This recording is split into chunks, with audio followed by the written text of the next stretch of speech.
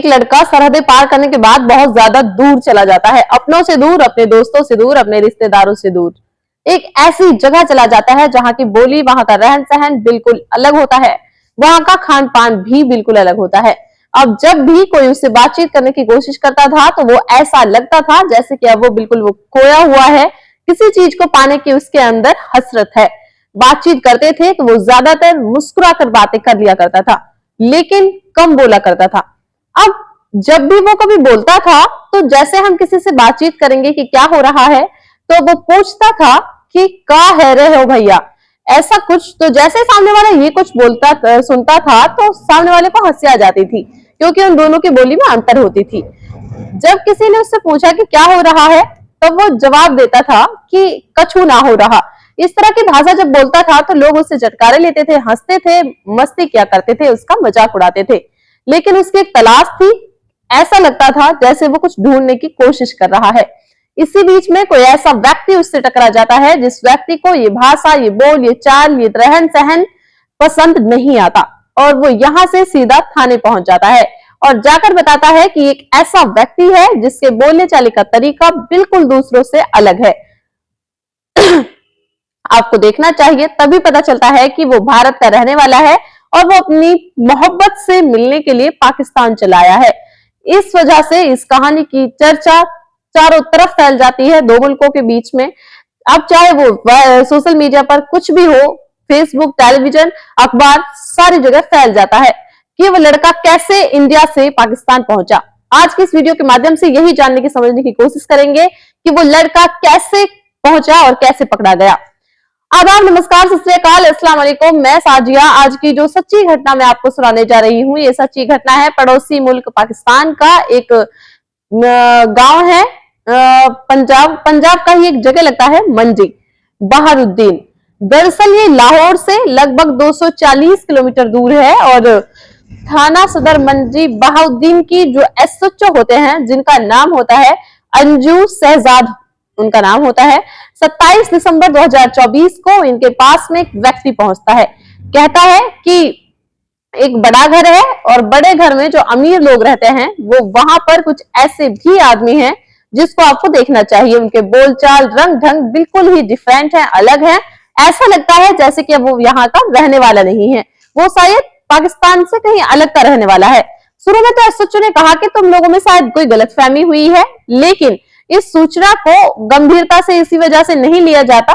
फिर भी चलते चलते इन्होंने अपने ही किसी गेट का जो इंचार्ज था उससे कहा कि आपको जाकर के देखना चाहिए कि क्या बात कर रहे हैं।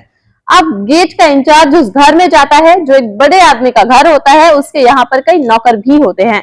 उसी में वो लड़का रह रहा था। उस लड़के से पूछा जाता है कि तुम्हारा नाम क्या है। वो लड़का कहता है कि मेरा नाम बादल बाहूब है। बादल बाबू तो ठीक से बोलता है। उससे ऐसे बातचीत का सिलसिला जब आगे बढ़ाते हैं कि क्या हो रहा है, कौन हो, तो कहता है कि कछु ना हो रहा। जब उसने बोला कि कछु ना है रो, तो इस तरह की भाषा जब वहां पर बोली ही नहीं जाती, इस तरह की भाषा तो कहीं और बोली जाती है। तो पूछा जाता है कि तुम कहाँ के रहने वाले हो। सीधे सीधे उसने बोल दिया कि मैं भारत का एक राज्य है उत्तर प्रदेश, उत्तर प्रदेश का एक जिला है अलीगढ़, और अलीगढ़ जिले का एक थाना लगता है बरला, और बरला थाना क्षेत्र का एक गांव लगता है नंगला खिटकारी, वहां का मैं रहने वाला हूं। उससे पूछा जाता है कि तुम यहाँ कैसे आए, क्यों आए।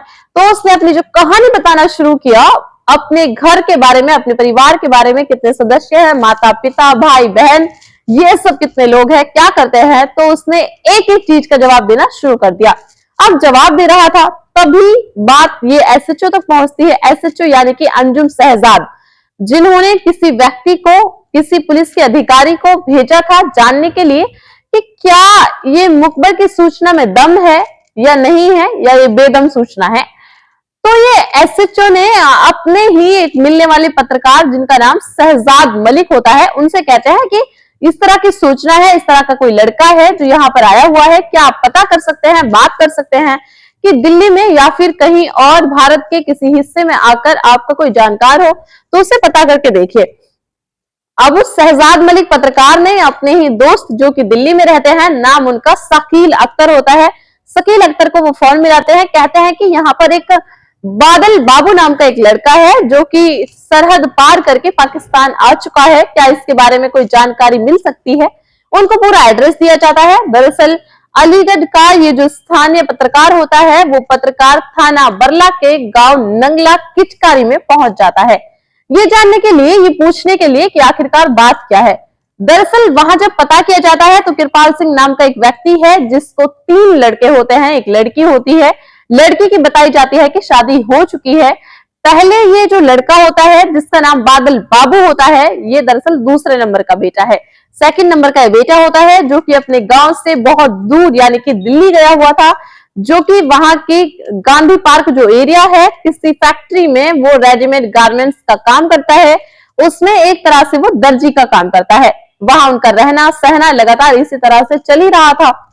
काफी दिनों से वहां रह रहा था। उसके बारे में जानकारी जुटाई जाती है तो वो अब कहाँ है, तो पता चलता है कि वो दुबई गया हुआ है। लेकिन वो दुबई नहीं है, वो तो पाकिस्तान पहुंच चुका है। पाकिस्तान कैसे पहुंचा और क्यों पहुंचा, जब इस कहानी को जानने की कोशिश की तो पता चलता है कि लगभग अब से 2.5 वर्ष पहले की बात है, जब वो अपना फेसबुक वगैरह चलाया करता था। जब वो फेसबुक के पन्ने पलटते पलटते उसकी नजर एक दिन एक लड़की पर पड़ जाती है और लड़की का नाम होता है सना रानी।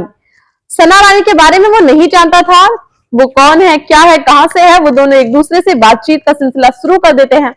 लड़की अपने बारे में बताती है कि वो पाकिस्तान के पंजाब प्रांत का एक इलाका है, मंडी और मंडी बहाउद्दी, वहां की वो रहने वाली है। मोंग इलाके का एक गांव लगता है, वहां की वो लड़की रहने वाली है और एक धार्मिक घराने से उसका ताल्लुकात है।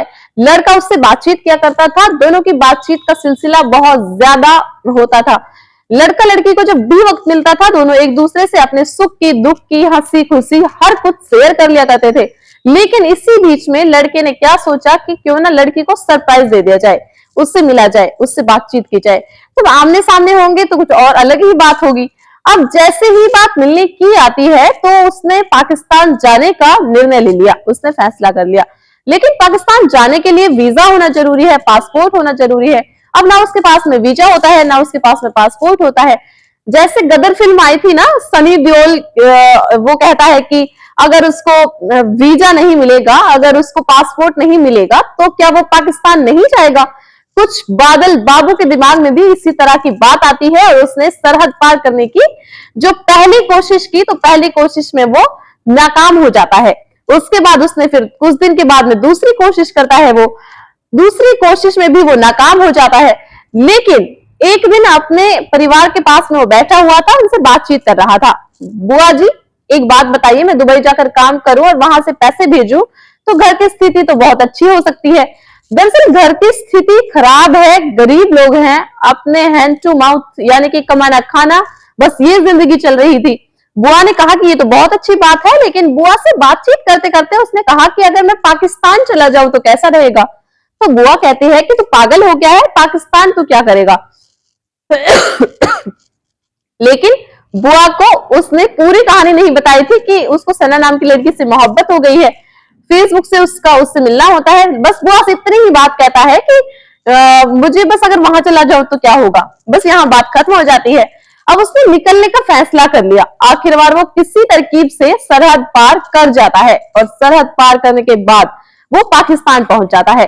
पाकिस्तान जब जाता है तो पाकिस्तान जाने के बाद में वो बताया जाता है कि दीपावली से लगभग 2 दिन पहले की बात है, 30 अक्टूबर 2024 के आसपास में वहां उसकी किसी से जानकारी हो जाती है और जानकारी होने के बाद में वो किसी से मिलता है, उससे रिक्वेस्ट करता है कि प्लीज अपना मोबाइल नंबर मुझे दे दीजिए, मुझे फोन करना है, बहुत जरूरी बात करनी है। जिसका उसने फोन लिया था, जिससे उसने बातचीत की थी, तो सामने वाला व्यक्ति उसको लगता है कि जरूरत है उसको, उसके पास फोन है नहीं है तो उसको बात करा देनी चाहिए, तो वो उसको अपना फोन दे देता है। यहां से वो वीडियो कॉल मिलाता है और वीडियो को मिलाने के बाद अपने पापा के पास फोन मिलाता है। पापा उधर कृपाल सिंह बात करते हैं। पापा से कहता है कि पापा मैं अपनी जगह पर पहुंच गया हूं और आप मेरे को लेकर के बिल्कुल परेशान मत होना और कॉल नहीं कर पाऊंगा क्योंकि मेरे पास में मोबाइल वगैरह नहीं है। जब मोबाइल होगा तो मैं पक्का आपसे बात कर लूंगा, एक बार माँ से मेरी बात करा दीजिए।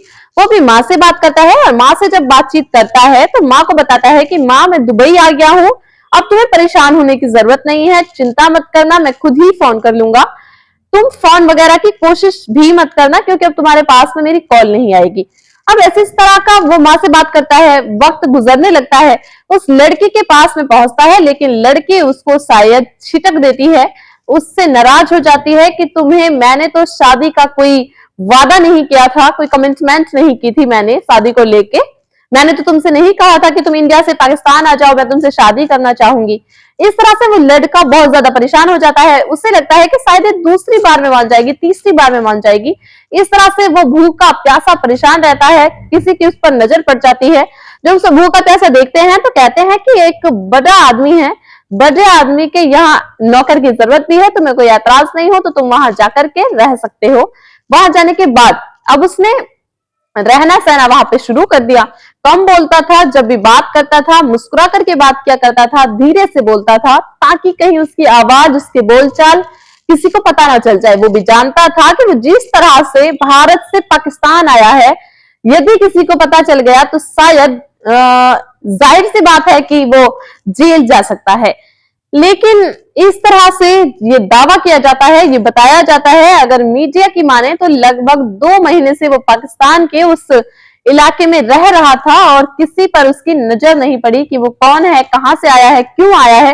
लेकिन उसके बोलचाल की वजह से, उसकी भाषा की वजह से किसी को शक होता है और उसको पुलिस की बात में वो पास में बात पहुंचा दी जाती है। पुलिस उससे पूछताछ करती है, उसे हिरासत में लेती है। उसके बाद में पाकिस्तान विदेश अधिनियम 1946 की जो धारा होती है 13 और 14 के अंतर्गत उसके खिलाफ में मुकदमा दर्ज कर लिया जाता है। मुकदमा दर्ज करने के बाद उसको 14 दिन की न्यायिक हिरासत में ले लिया जाता है ताकि ये जान सके कि ये कहीं भारत से किसी साजिश के तहत आया हो सकता है कि पाकिस्तान को नुकसान पहुंचाने के लिए आया हो। 14 दिन तक उससे पूछताछ होती है और पूछताछ की तारीख खत्म होती है 10 जनवरी 2025 को ये कंप्लीट हो जाएगी। 10 जनवरी 2025 के बाद यानी कि उसकी गिरफ्तारी के बाद, उसके खिलाफ मुकदमा दर्ज होने के बाद लगभग 15 दिन के अंदर अंदर कोर्ट में चार्जशीट दाखिल करनी ही पड़ेगी। यदि कोर्ट में चार्जशीट दाखिल हो जाती है और ये भी साबित होता है कि सना रानी ने ही इसको बुलाया था, इसको उकसाया था, तो जितनी सजा इस व्यक्ति यानी कि बादल बाबू को होगी, जिसकी उम्र लगभग बताई जाती है 20 या 21 साल के आसपास, उतनी ही सजा सना को भी हो सकती है। लेकिन हो सकता है कि सना के प्रति वहां पर रियायत बरती जाए और बादल बाबू के खिलाफ कार्रवाई हो जाए। यदि उस पर आरोप सिद्ध हो जाते हैं और वो कोर्ट में अपना पक्ष ठीक से रख नहीं पाता है तो जाहिर सी बात है, इससे पता चलता है कि लगभग 10 साल की सजा उसको वहां पर हो सकती है। यानी कि उसको सीमा पार करने और उसको दूसरे देश में गैर कानूनी तरीके से एंटर करने, क्योंकि अगर जाने का तरीका होता है पासपोर्ट हो, फिर देश अनुमति देता है कि आप वीजा आपको मिल चुका है, जितने दिन का वीजा आपका होता है इतने दिन आप वहां रह सकते हैं, कोई मेहमान की तरह आप वहां रह सकते हैं और फिर वहां से अपना जो भी टाइम होगा उसके अकॉर्डिंग आपको वहां घूम सकते हैं और उसी के अकॉर्डिंग आपको वापस आना होता है अपने देश में। तो इस तरह से वहां चला जाता है गैर कानूनी तरीके से, क्योंकि उसमें जांच पड़ताल चल रही होती है। कोर्ट ये डिसाइड करेगा कि आखिरकार उसको कितनी सजा होनी चाहिए, कितनी नहीं होनी चाहिए। लेकिन जैसे ही ये बात उसकी माँ, उसके पिताजी, उसके भाई, उसके परिवार, रिश्तेदार, उसके आसपास के गांव के लोगों को पता चलती है तो सब लोग बड़े हैरान हो जाते हैं कि एक सीधा सादा सा वो बालक आखिरकार उसको क्या बनी थी कि वो उसने फेसबुक से मोहब्बत कर बैठता है और मिलने के लिए पाकिस्तान पहुंच जाता है। किसी ने इस बात की कल्पना भी नहीं की थी। उसके जो बुजुर्ग माँ बाप हैं परेशान हाल में सीधा एसएसपी के पास में 3 जनवरी 2025 को पहुंच जाते हैं। एसएसपी अलीगढ़ के पास में हाथ जोड़ते हुए विनती करते हुए बोलते हैं कि साहब किसी तरकीब से हमारे बालक को, हमारे बच्चे को वापस बुलवा दीजिए और हम उसके बिना रह नहीं पाएंगे। अब वो अपील भी करते हैं मीडिया के माध्यम से योगी आदित्यनाथ यानी कि उत्तर प्रदेश के मुख्यमंत्री, भारत के प्रधानमंत्री नरेंद्र मोदी से भी वो अपील करते हैं और कहते हैं कि मेरा जो बेटा है उसे वापस बुलवा दीजिए, क्योंकि वो बड़ा परेशान होगा। जाहिर सी बात है सलाखों के पीछे है, परेशान होगा।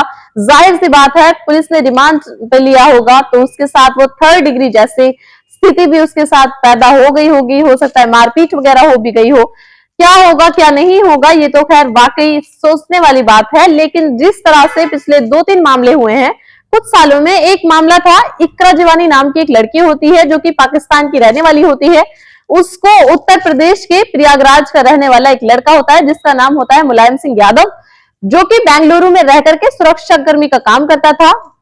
दोनों को मोहब्बत हो जाती है। इकरा जिवानी जो होती है वो सीधा नेपाल पहुंचती है, नेपाल से सीधा बेंगलोर पहुंचती है।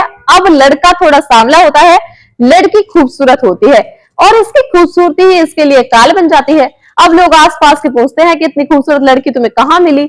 जब वो लड़की बोलती थी तो उसके बोलचाल से पता चलता था कि यहाँ की रहने वाली नहीं है, यानी कि ये कहीं अलग की रहने वाली है। इसी हिसाब से उसकी सोशल मीडिया पर फोटो वायरल हो जाती है।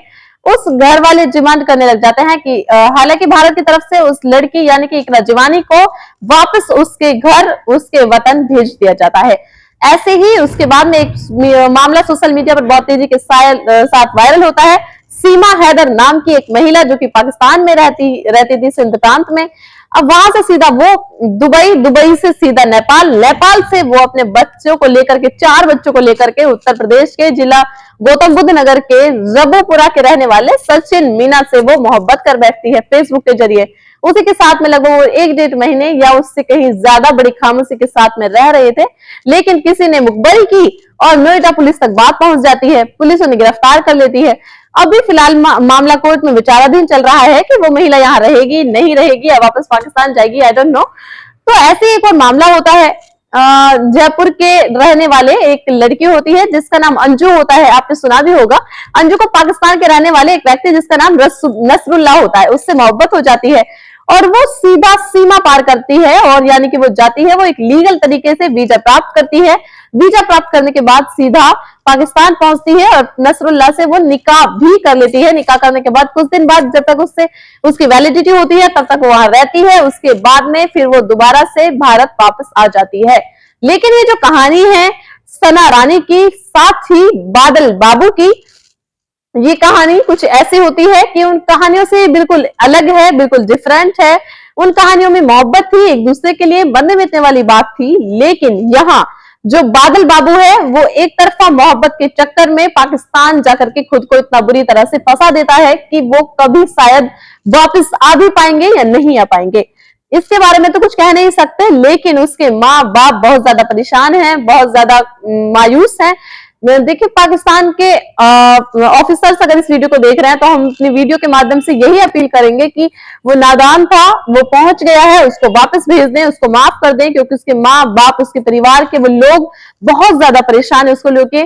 दोस्तों इस घटनाक्रम को सुनाने का उद्देश्य किसी को परेशान करना नहीं है, किसी का दिल दुखाना नहीं है, बल्कि आपको जागरूक करना है, आपको अवेयर करना है, आपको बताना है कि नादानी में उठाए गए इस तरह के कदम बहुत ज्यादा घातक सिद्ध हो सकते हैं। इसलिए अगर मोहब्बत है भी, भले चाहे वो सरहद पार से है या फिर किसी भी देश के इंसान से है, थोड़ा लीगल जानकारी जरूर जुटा लें, तब जाकर के अपना काम करें, आगे कदम बढ़ाएं। नहीं तो ऐसा ना हो बादल बाबू की तरह सलाखों के पीछे ही पूरी जिंदगी आपको गुजारनी पड़े। न जाने कितने लोगों की जिंदगियों में ऐसा चल रहा होगा जो सलाखों के पीछे अपनी जिंदगियों को बिता रहे होंगे इस मोहब्बत के चक्कर में। जाते जाते उन सभी का शुक्रिया जो मुझे सपोर्ट कर रहे हैं, मेरी वीडियोस को लाइक कर रहे हैं, शुक्रिया उन सभी का।